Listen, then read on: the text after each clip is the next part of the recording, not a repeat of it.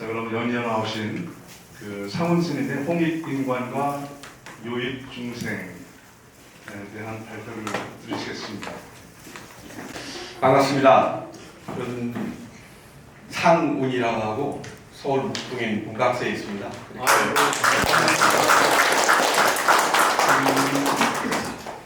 이 풍류인 그러면 한 15년 전, 20년 전만 좀 껄렁껄렁하고 놀기 좋아하고 뭔가 반화적인 느낌이 있다라고 생각을 했어요. 그렇게 또 배워왔었고 그 전에 여기 김영중 총장님이라고 동대 총장님에서 초대 동국대 총장이셨던 김영중 총장이 같이 이렇게 뭐해서 풍류인 이렇게 했더니 뭔가 불량스럽다고 그리고 뭐 이 반야바람일이라고 하자고 할 정도로 그랬었어요. 근데 풍류인 그러고 보니까 우리가 현묘 지도할 풍류라는 말을 알게 되고 또 풍류가 갖고 있는 특징이 무엇인가를 알게 될 때 풍류라는 말이 갖고 있는 의미를 새롭게 해석하게 됐어요. 그러다 우리 정영진 선생님이 처음 시작할 때 그때 와서 뵙고 또 한 두세 번 참여할 때 우리 우시라 교수님도 그때 몇 번 뵙고 그러다 보니까 풍류라는 게 이런 거하고 좀 더 깊게 보게 됐을 때 우리 생활 속에 너무 깊게 자리 잡고 있구나 느꼈습니다. 그리고 좀 아까 우리 김성 교수님께서 하셨던 화쟁 뭔가에 대한 고민을 저도 한번 해봤었어요. 그러면 삼국이 통일했던 시대 때 고구려 백제 신라 그 다음 왜 그 시대 때 보면 너무나 많은 사람들을 죽이고 내가 가장 아끼고 사랑했던 사람들이 죽어나갔습니다. 그랬을 때 원유 스님은 화쟁이라는 걸 가지고 우리들에게 얘기를 합니다. 마침 또 여기다가 또 원유로 해요. 아마도 그 전에 원유 스님이 아마 토끼자루 아까 말씀하셨던 토끼자루 얘기를 하셨겠죠. 아마 여기가 그런 공간인 것 같기도 하고. 그러면 그 당시 때 화쟁이라는 사상이 왜 나왔는가를 또 생각해 보면 불교의 화엄사상과 연결됩니다. 상집상입 서로 모습적인 것들은 서로 연결되어 있고 그 연결된 것들은 계속 연결된다. 그럼 그거는 어디서 비롯됐는가? 또 그럼 불교사를 또 봐야 됩니다. 불교사에 보면 부처님 당시 때 부처님은 기리에서 평생을 살다 가셨습니다. 그런데 부처님이 가시고 난 다음에 뭐 내가 있냐 아까 여기 또 뭐 무아 무상 뭐 등등등 그런 것들을 얘기를 합니다. 그러다 보면서 실질적으로 사람들에게 이익되고 실질적으로 사람들이 존경하고 실질적으로 나의 삶은 보살도에 있다라는 것들에 입각해야 됨에도 불구하고 각각의 이론적이고 논리적이고 자기 것들이 갖고 있는 특징적 요소만을 얘기를 합니다. 그래서 부파부견하고 그랬고 그래서 그거를 다시 부처님 당시대로 가자 나온 게 대승불교입니다. 그 대승불교 속에 가장 큰 가치를 갖고 있는 게 화엄사상이고 그럼 그 화엄사상은 인류사에 어떤 영향을 줬는가 보면 그 당시 때 부처님 당시 돌아가시고 한 500년 지난 시대 때 너무나 많은 전쟁들 너무나 많은 죽음들을 통해서 사람들은 자각하게 됩니다. 왜 인간은 싸워야 되는가? 왜 인간은 그 속에서 자기의 목적을 달성하기 위해서 그렇게 많은 사람을 죽이는가? 라는 고민하게 됐고 그 고민하면서 나오게 됐던 동기적인 것들이 화엄사상입니다. 화엄사상에는 이무에, 사무에, 이사무에, 사사무에 이무에는 이시적인 것들이죠. 생각적인 것들 아까 우리 교수님께서 얘기했던 유식무경이라고 말할 수 있는 것들이고 사무에는 걸림이 없는 겁니다. 원유 스님처럼 누가 저 토끼를 저기 할 건가 할 정도로 사무에 되고 이사무에 이치와 어떤 삶 속에서 걸림이 없어야 된다. 이제 그거는 고정까지 올려도 있습니다. 근데 사사무의 법계라고 얘기합니다. 뭐냐면 사람과 사람, 집단과 집단, 조직과 조직들이 서로 부딪혔을 때 어떻게 그걸 풀고 갈 수 있을까? 그래서 나온 게 이제 황해 10편답이라고 합니다. 10가지 그릇된 것들을 어떻게 풀고 갈 건가. 그게 바로 법계 연계를 얘기하는 거 상집상입 그렇습니다.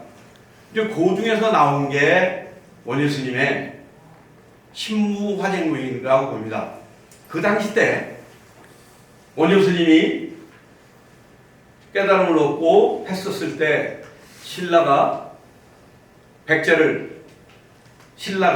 고구려를 또 신라와 당과 신라와 싸우는 과정에서 무수한 사람들이 죽고 무수한 사람들이 그로부터 자유롭지 못했어요. 엊그저께만 해더라도 가깝게 밥을 맛있게 먹고 술 한잔 마시면서 인생을 토론했던 사람이 나라를 위해서 목숨 바치겠습니다 갔다가 안 들어오고, 야 나는 전쟁 나 이거 무서워하고 뒷동산 굴러갔다가 호랑이한테 물러주고 등등등 그런 일들이 벌어지다 보니까 과연 우리 인간에게는 뭐가 필요한가에 대한 질문을 던졌을 겁니다. 아마 지식인이라면 적어도. 그렇다면 홍익인간, 요익중생, 또 홍익인간이라는 게 보면 아마도 이런 스님이 아마 삼국유사 쓰실 때 요익중생이나 보익중생이라는 말이 있습니다. 화엄경에. 그러면 요익중생과 보익중생에 대한 부분을 어떻게 해석할 건가를 해보니까 아마 이제 그때 제가 상고사에 대해서 잘 모르고 또 우리 그 역사 이전에 있는 것도 잘 모를 때 우리 정혜진 선생님한테 책을 몇 개 받아서 봤고, 또 유튜브에서 우시라 교수님께서 저기 법륜 스님하고 할 때 그런 거 들어보고 귀뚱냥을 이렇게 들어보니까 그러면 홍익의 인간이 요익중생, 보익중생에게 들게하는 것들을 인간에게 널리 이웃되게 한다라고 했었을 때 아마 그거를 홍익인간으로 하지 않았는가라는 생각을 해봤고, 또 요익중생이라는 말과 보익중생이라는 말이 있습니다. 그냥 굉장히 그냥 여기서는 요익중생을 쓰겠습니다.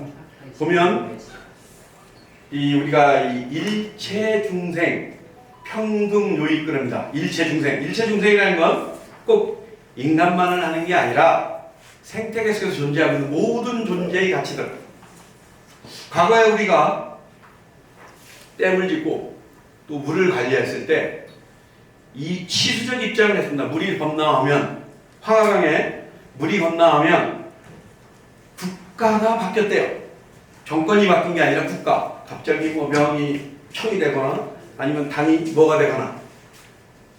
한강이 황하가 건너했을 때 그 시기들이 뭐 짧게는 200년, 100년, 길게는 3, 400년. 그때마다 국가 체제들이 바뀌어버렸고, 그러다 보니까 물을 관리할 수밖에 없어요. 시수적 입장으로.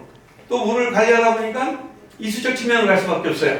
그 담겨진 물을 어떻게 사용할 건가. 그러다 보니까 배를 띄우고 풍류를 즐기면서 선유람을 즐겼을 겁니다. 그러다가 지금은 친수적 관점으로 바뀝니다. 과거에는 내가 한 10몇 년 전에 영국이나 유럽 놈들이 물은 쓰는데 인간만이 쓰는 게 아니라 거기에 있는 물고기, 옆에 있는 수초, 그 위에 있는 나무들이 함께 공유해서 쓰는 거기 때문에 그 물은 인간만이 사용하는 게 아니다 라고 했길래, 그때 관점은 아직 나의 인식의 체계가 거기까지 검증하지 못하다 보니까 뭘 거기까지 그냥 깨끗한 물에 발 담그고 사람들이 같이 살면 되는 거지 라고 생각했는데, 그런 얘기들이 나왔습니다. 그러다가 4대강 사업을 하면서 많은 생태계들이 파손되면서 많은 문제점이 야기됐습니다.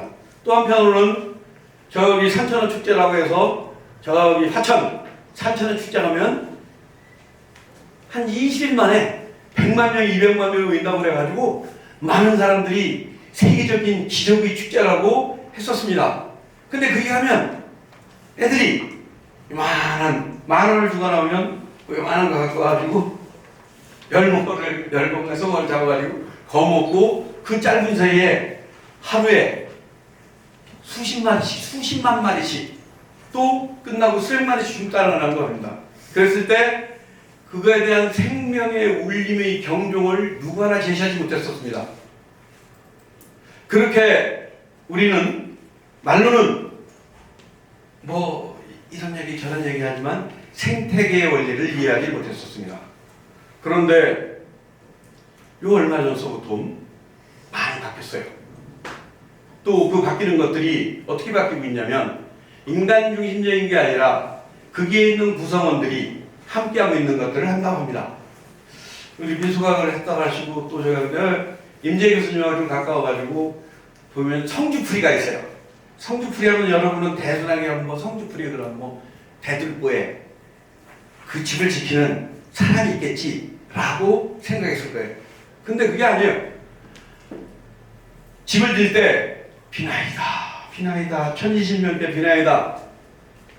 지금 집을 지려니까 나무가 없으니까 솔씨를 받아 안동땅 재배 하나 심고 그 나무를 키워서 키우고 잘라서 집을 질 때 산신한테 기도를 합니다.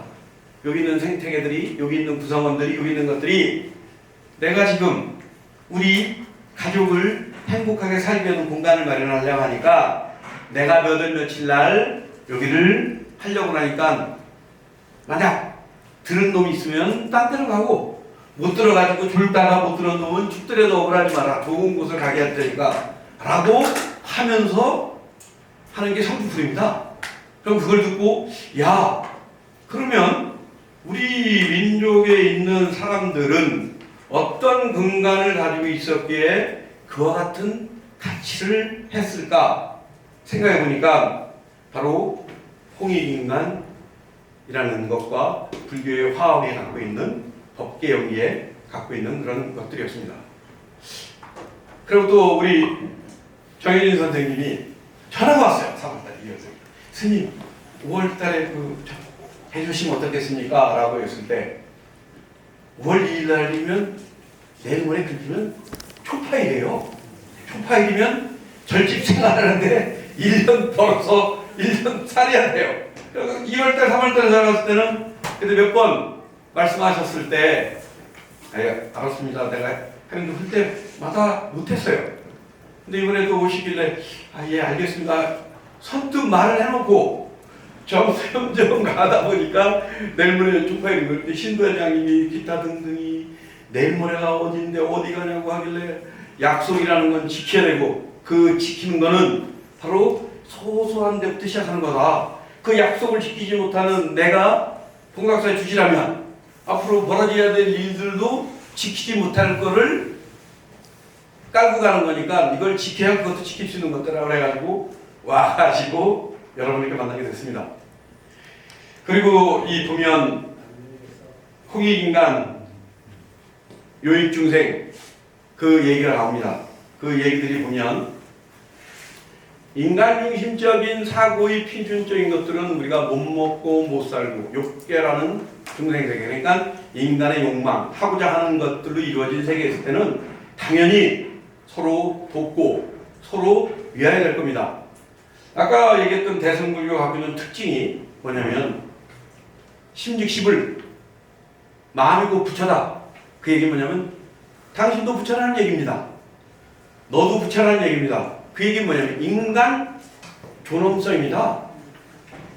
왜? 그 당시 때 그 많은 사람들이 죽고 죽이는 과정 속에서 인간은 한낱 권력자들에서 도구로 쓰여지는 걸 보고 과연 인간은 그런 건가라는 지뢰보니까 인간은 존귀하다는 겁니다.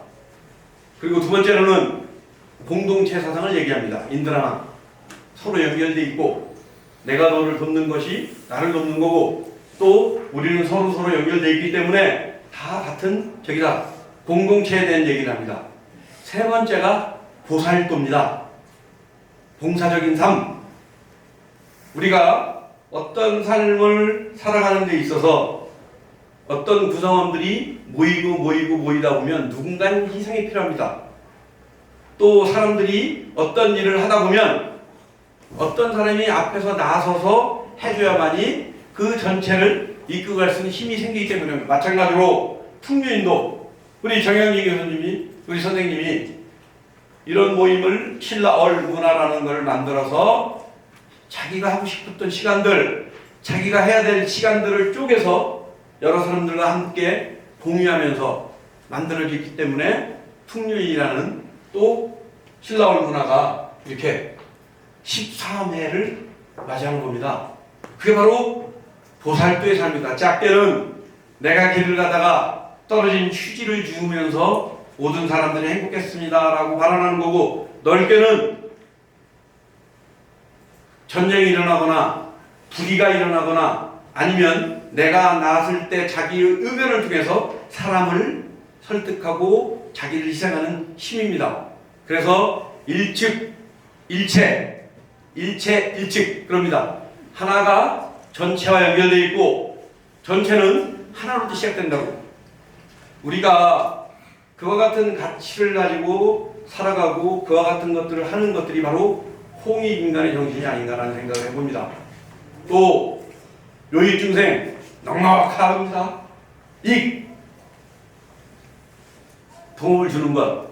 지금 유엔 애들이 유엔을 옛날에 좋아하지 않았어요. 이거 거대 자본들이나 아니면 제국주의 놈들이 자기들끼리 모여서 하는 거겠지 라고 생각했었는데, 어느 날 갑자기 20년 2000년도 되면서 밀레니엄 프로젝트라 그러면서 8가지 아젠다를 가지고 지구촌이 이렇게 바뀌어야 되겠다 라고 하면서 기아, 빈곤 등등등 해요. 2014년도 되니까 지속가능 발전 목표 17가지 하면서 또 나옵니다. 그게 보면 생태계의 균형, 또 그 속에 있는 소비와 생산의 균형, 국제 간의 협력을 통해서 인간의 보편성 협력, 그 다음에 무엇보다도 중요한 게 2017년도에 2016년도인가 아마 지속가능 발전 대화가 여기 경주에서 있었습니다. 그때 박리문, 그때 유엔의 사무총장이었던 박리문 총장이 와가지고 경주선언문을 채택합니다. 왜냐하면 복지의 향상은 지구촌에서 뭔가 나보다 못하고 나보다 더딘 사람들은 아무리 많은 돈을 주고 아무리 많은 것을 갖다 주더라도 그 다음날 되면 힘있고 빽 있는 놈들이 그 돈을 다시 미국에다가 보내고 그 돈을 다시 저기 하니까 이건 아닌 것 같다. 그래서 교육이라는 걸 합니다. 그래서 교육을 통해서 양극화되는 세상, 보편적 가치를 교육을 통해서 극복해 간다 라고 했습니다. 근데 마침 또 풍류인의 이 모임, 그리고 원효 스님이 갖고 있는 신무화쟁론, 그 다음에 거기에 근간을 이루어졌던 화엄의 갑자기 까먹었어요. 또 뭐 그거 있어요. 10가지의 가치를 정하는 거. 똑같은 얘기들입니다. 바로 그런 것들을 내 스스로 이렇게 보고 알게 되니까 좀 더 깊은 의식의 단계까지 가게 되더라고요. 그래서 홍익인간 제세이하를 그리고 보익중생, 요익중생을 어떻게 할 건가를 나름대로 이렇게 이제 찾아서 한번 정리를 하는 과정에서 저한테 많은 영감을 줬고, 또 그걸 통해서 지금 우리 지구촌이 우리 같은 의식이 있는 사람들 내지는 공동체를 걱정하는 사람들은 모여서 이와 같은 얘기를 하고 이와 같은 얘기를 통해서 무엇을 할 건가를 고민하고 있는데, 거대 자본이나 거대 권력 구조는 오늘도 끊임없이 우리같이 소시민들, 약한 사람들을 어떻게 하든지 자본을 더해서 심어내려고 끊임없이 저기를 합니다. 그러면 홍익인간 제세이와 그 다음에 요익중생이 갖고 있는 가치를 어떻게 하면 전이시킬 수 있을까? 그 고민이 우리들에게 던져진 화두라고 봅니다. 처음 박리문 총장이 대통령 하겠다고 나올 때 그 양반이 17개의 아젠다를 가지고 저기를 하고 있길래 17개의 아젠다를 가지고 했던 세계적인 대통령이라면 적어도 그런 가치를 했으면 좋겠다라고 생각했는데 그런 기회를 가질 수 있는 시간을 갖지 못했었던 것 같아요. 그래도 우리가 혁명의 길을 가다 해서 같이 하는 것들, 것들이 참 중요하지 않겠다는 생각입니다. 그리고 또 제가 이 풍류를 현묘, 풍류 했을 때 왜 풍류라고 그랬었을까를 생각했습니다. 좀 앉아가지고 보면서 생각을 해봤어요. 풍류, 바람은 형상도 없고 바람은 우리가 바라볼 수도 없습니다. 형상이 없으니까. 그러나 대상이 있을 때만이 바람은 비로소 모습을 나타냅니다. 마찬가지로 그 현묘의 그 도, 홍익인간 제사회라는 것이 바람을 통해서 우리 인간에게 투영돼서 그와 같은 이익됨으로 비춰져라 라고 해서 풍류라 하지 않은가를 이렇게 한번 생각했어요. 왜냐하면 너무 추상명사잖아요. 그래서 홍익인간과 연결되는 거라면 바람은 형체도 없고 실상이 보이지 않지만 대상을 통해서 나타난다면 바로 우리들을 통해서 이익됨으로 공동체에 되면 좋지 않겠는가라는 생각을 하면서 그 생각을 해봤습니다. 내가 나름대로 그 교재에 보면 홍익인간과 요익중생의 차이 이렇게 하고 썼어요. 인간 중심적인 것과 생태계 중심적인 것. 그리고 AI 시대라고 말하고 있는 요즘 시대입니다. 엄청난 변화예요. 요것도 AI에서 이렇게 딥서치해서 찾아가지고 좀 쭉쭉 정리하고 이렇게 했습니다. 제가 어느 세월에 그거를 다 했겠습니다. 다만 지식적인 건 어느 정도 머릿속에 있지만 체계적으로 논리적으로 정리를 하려면 많은 시간이 필요한데 그놈이 한 이틀 정리하니까 한 60페이지 분량 나오더라고요. 그래가지고 다시 또 줄였습니다. 제 나름대로 이렇게. 그래가지고 6페이지로 이렇게 나눴고요. 그런데 지식이라는 것은 과거에는 우리 머릿속에 있을 거라고 생각했던 시대에 살았습니다. 지금은 지식은 머릿속에 있는 것도 중요하지만 활용성에 있는 것들입니다. 아무리 많은 지식을 가졌다 하더라도 남을 죽이려고 하고 남을 없애려고 한다면 그 지식은 타인을 해하는 지식에 불과하지만 갖고 있는 지식을 통해서 타인에게 보살도의 삶으로 나투어지는 생각을 한다면 그 지식은 우리에게 엄청난 기회를 제공합니다. 마찬가지로 AI가 갖고 있는 특징적인 것들을 무작정 받아들이면서 쓸 건가, 아니면 내가 타인과의 관계에서 그걸 통해서 어떻게 할 건가를 고민해서 쓴다면 좀 좋지 않겠나. 그래서 나름대로 이렇게 좀 정리해봤으니까 읽어보시면 일무교양에 잘 정리했어요. 특히 화엄경의 제일 중에 보현보살품인데 그게 10대 원행이 있습니다. 모든 부처님을 공경하겠습니다 할 때 모든 부처님이 아니라 모든 중생을 공경하겠습니다. 모든 법문을 배우겠습니다. 모든 지식을 통해서 지혜로 타인에게 이익됨을 주겠습니다. 라고 현대적으로 해석한다면 우리에게 또 다른 큰 울림으로 오지 않을까라는 생각을 해봅니다. 2시간 더 해도 되는데 시간이 안 된 것 같아가지고 간단하게 이렇게 하면서 마칠까 합니다.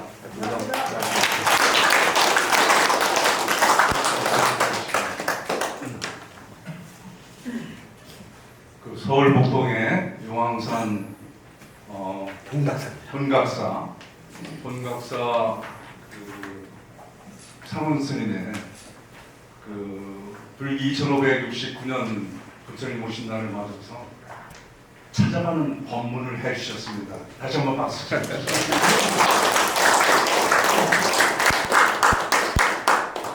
혹시 질문이라든가 여쭤보실 말씀 있으시면 질문이 있습니다. 네네.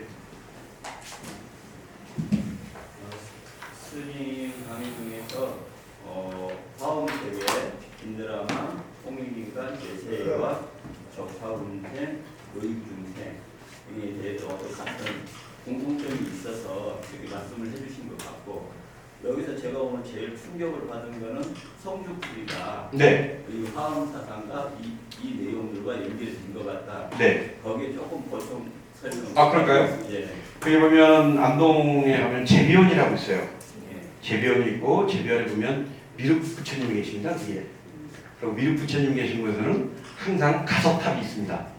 왜냐하면 미륵 부처님이 화양하려면 가섭존자가 법문을 해줍니다. 미륵이 왔으니까. 왜냐면 나 미륵이야라고 하면 저런 놈 또 있었어. 내가 똑같은 놈인데 또 나와가지고 지랄이야 그럴 텐데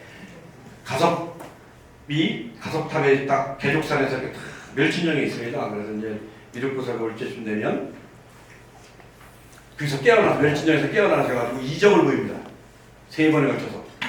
그때 막 하늘에 불빛이 여기 불꽃놀이 안 하나요? 경주는? 서울에 가면 한강에 불꽃놀이 많이 합니다. 그럼 불꽃놀이 터질 때 인간들 다 차가다가 세워가지고 다 보고 있어요. 10분 정도 할 때 그럼 쭉. 마찬가지로 어떤 것들이 이벤트적으로 나타날 때 사람은 관심을 갖고 보게 됩니다. 그렇다고 그게 이렇게 그래서 미륵 부처님이 얘기합니다. 그게 미륵 부처님. 미륵 부처님은 또 향후 불법이 끝나고 3000년 후에 나타나서 인간의 모든 고통을 여의고 용화세계, 미륵세계로 가서 깨달음을 얻는다고. 그때는 다 성불한대요. 한번 설법으로.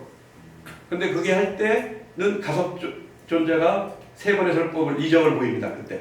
그래가지고 그 성주 신앙 속에는 바로 그런 것들이 바탕에 있고 거기에서 생태계를 할 때 누가 죽거나 미생물이 죽거나 뭐 하면 억울해하지 말아라. 너는 이 사람들이 저거 하면 너도 좋은 곳에 갈 테니까 라는 염원이라는 게 있거든요. 네네. 네네. 맞는지 모르겠어요. 예, 저 질문이 하나 있으시죠? 네네. 네, 문제같습니다. 네. 곧 초파일이라 아마 신시에서 저녁 때 같이 할 시간이 아마 없으실 거고 네네네. 얘기를 좀 많이 하고 싶은 부분이 있어서 네네. 가시기 전에 한번 네. 말씀을 드리고 싶어요. 요의 분쟁 이거 굉장히 재미있는 그림인데요. 네. 홍익인간과 밀접히 연결되는 네네. 100% 동의합니다. 근데 제가 좀 앞으로 이제 선생님이 이걸 계속 발전시키고 또 어디서 또 설법도 하실 것이기 때문에 네. 비교를 하면서 홍익인간은 실용주의에 뿌리를 두고 현세적이고 물질적인 것을 추구하고 또 인간 중심적으로 이렇게 비교하니까 여기는 이제 영적세 이렇게 대비하는 것이 저한테는 굉장히 좀 문제가 네네. 무슨 말인지 이해합니다. 예. 저 나중에 혹시 기회가 되면 홈페이지에 이제 홍익인간의 네네네. 재해석에 대한 논문을 네네네. 있는데 홍익인간이라는 단어가 뭐랄까 얼마나 강력한 무기가 될 수 있는지 현실 세계의 어떤 해결할 문제점이 있을 때 홍익인간이라는 것은 사람을 널리 이롭게 하는 방법은 여러 가지가 있을 수 있어요. 네. 예를 들면 우리가 전쟁이 났다 적국이랑 뭐 적을 죽여야 홍익인간 그렇잖아요. 네, 맞습니다. 그 홍익인간이라는 말이 가지고 포괄할 수 있는, 포용할 수 있는 범용성이 굉장히 넓어요. 네. 그리고 끊임없이 재해석되고. 네. 그래서 저는 이거를 예를 들어서 널리 인간을 이렇게 하는 걸 하기 네. 카테고라이징을 네. 하면서 한 것이 자체 사람들한테 네. 오해를 줄 수 있다. 네. 그 부분에는 제가 좀 더 그래서 수기하겠습니다. 저는 그 올해 신년 그림을 그리면서도 네. 그 얘기를 했어요. 홍익인간 얘기를 했는데 백범 선생이 꿈꾸던 자기 나라가 있잖아. 백범이. 네네. 그래서 자기 문화 대국을 꿈꾸다. 네. 경제 대국이 아니라 네. 문화 문화. 대국이 아니라. 예. 왜냐하면 문화 대국은 남에게도 그렇죠. 예. 기쁨을 줄 수 있다. 그렇죠. 나에게도 네. 남을 다치지 않고. 네. 난 그게 홍익인간의 발로라는 거예요. 네. 네. 그게 변형된 홍익인간. 그렇죠. 예. 예. 그러니까 이것도 예를 들면 화엄의 이런 것들도 모르겠어요. 이건 조금 더 깊은 얘기가 필요하거든요. 화엄이라는 그 얘기입니다. 네. 그걸 한번 좀 네, 좀 더 깊게 고민해 보겠습니다. 예, 고맙습니다. 뭐 하여튼 제가 이제 그 차이점에 대해서 했던 거는 뭐 드러나기 위해서 했던 것들이지 아마 그게 또 화쟁으로 보면 요익이 갖고 있는, 홍익이 갖고 있는 것들이 결국은 인간 중심적인 사회와 생태계 중심적 사회를 할 때 인간은 어떤 보편성을 가지고 갈 건가에 대한 또 화쟁의 도리를 또 던졌지 않았나 생각해요. 고맙습니다.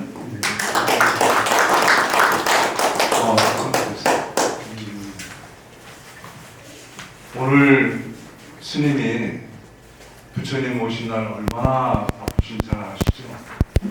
여기서 돌아와셔가지고서 보살님들한테 구박을 안 받으시려면 오늘 등이 그래도 몇 개는 달려야 되지 않겠습니까? 아니 스님이 안 받으시면 저한테 010-842-3665 보내주십니다. 다 같이 한번 박수로.